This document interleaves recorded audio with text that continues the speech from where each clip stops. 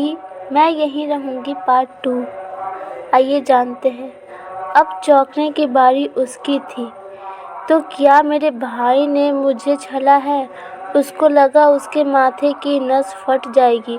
उसने दोनों हाथों से जोर से सिर पकड़ लिया और रोते रोते धम से ज़मीन पर बैठ गई। कहने सुनने को अब बचा ही क्या था। उसके सारे सपने जैसे टूट कर बिखर गए थे। शरीर से जैसे किसी ने सारी शक्ति निचोड़ ली हो। वह किसी तरह वहाँ से उठकर सोफे पर निढल होकर लेट गई। सुरुचि के दिमाग में विचारों ने तांडव करना शुरू कर दिया था। अतीत की यादों की बादल घुमड़ घुमड़ कर बरसने लगी। उसके पिता तो बहुत पहले ही चले गए थे। उसकी माँ ने ही उसे और उसके भाई को नौकरी करके पढ़ाया लिखाया। जब वह कॉलेज में पढ़ती थी, उसके भविष्य के सपने बुनने के दिन थे, तभी अचानक हार्ट अटैक से माँ की मृत्यु हो गई। भाई उससे 5 साल बड़ा था, इसीलिए उसका विवाह माँ के सामने ही हो गया था। माँ के जाने के बाद भाई भाभी का उसके प्रति व्यवहार बिल्कुल बदल गया। वे उससे बोझ समझने लगे थे। ग्रेजुएशन के बाद उसकी पढ़ाई पर भी उन्होंने रोक लगा दी थी। भाभी भी ऑफिस जाती थी। सुरुचि सुबह से शाम घर के काम में जुटी रहती थी। उसके विवाह के लिए कई प्रस्ताव आए, लेकिन अभी जल्दी क्या है कहकर भाई भाभी टाल दिया करते थे। मुफ्त की नौकरानी जो मिल गई थी। इसी बीच उनके 2 बच्चे हो गए थे।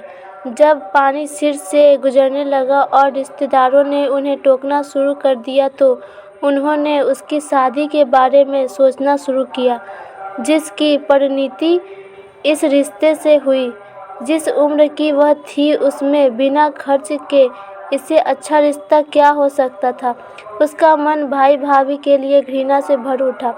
अचानक सुंदर को सामने खड़े देखकर उसके विचारों को झटका लगा।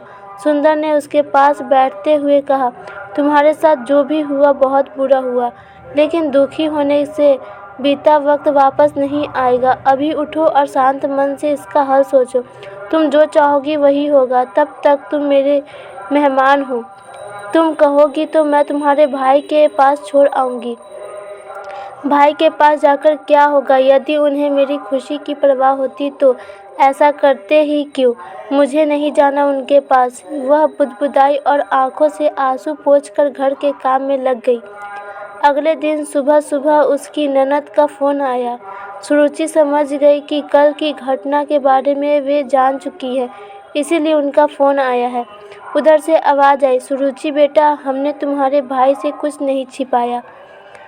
फिर भी यदि तुम्हें बच्चों से समस्या है तो वे पहले की तरह मेरे पास ही रहेंगे, लेकिन मेरे भाई को मत छोड़ना। बहुत सालों बाद उसके जीवन में तुम्हारे रूप में खुशी आई है। बड़ी मुश्किल से वह विवाह के लिए राजी हुआ था। वे भरे गले से बोली, जी। इसके अलावा वह कुछ बोल ही नहीं पाई। इससे पहले कि सुरुचि कुछ फैसला लेकर उन्हें बताए, उन्होंने ही उसकी सोच को दिशा दे दी थी। उसने नए सिरे से सोचना शुरू किया कि भाई के घर वापस जाकर वह फिर से उस नरकीय दलदल में फंसना नहीं चाहती। और बिना किसी सहारे के अकेली लड़की की इस दुनिया में क्या दशा होती है, यह सब जानते हैं। यदि उसका विवाह किसी कुंवारे लड़के से होता तो क्या गारंटी थी कि वह सुंदर की तरह उसे समझने वाला होता। उसकी कोई गलती नहीं है, फिर भी वह उसे आज़ाद करने के लिए तैयार है। इतना प्यार करने वाली माँ समान ननद कहाँ सबको मिलती है। भाई बहन का प्यार, जिसमें दोनों एक दूसरे की खुशी के लिए कुछ भी त्यागने के लिए तैयार हैं, जो उसे कभी अपने भाई से नहीं मिला।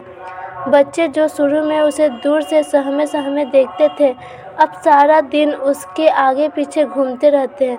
इतनी खुशी संसार को वह कैसे त्याग सकती है? जो खुशी प्यार और अच्छे रिश्तों से हासिल हो सकती है, वे बेशुमार धन दौलत या ऐशो आराम से नहीं मिल सकती। इतना प्यार जिसकी उसके जीवन में बहुत कमी थी, हाथ फैलाए उसके स्वागत के लिए तैयार है। समाज में अधिकतर बहुओं को घर में निचला दर्जा दिया जाता है।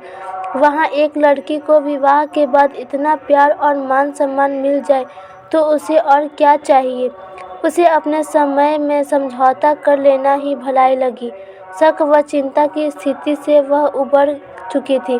आत्मसंतुष्टि के लिए उसने दोनों बच्चों को अपने पास बुलाया और पूछा, बेटा मैं जा रही हूँ, तुम दोनों पहले की तरह अपनी बुआ के साथ रहोगे ना? नहीं नहीं, वहाँ पापा नहीं रह सकते, हमें आप दोनों के साथ रहना है, आप हमें छोड़कर मत जाइए प्लीज़, आप हमें बहुत अच्छी लगती हैं। इतना कहकर दोनों सुबकने लगे। सुरुचि ने दोनों को गले लगा लिया, उसका भी दिल भर आया। इतना तो उसे कभी उसके भतीजे ने महत्व नहीं दिया, जिनको उसने वर्षों तक प्यार दुलार दिया था।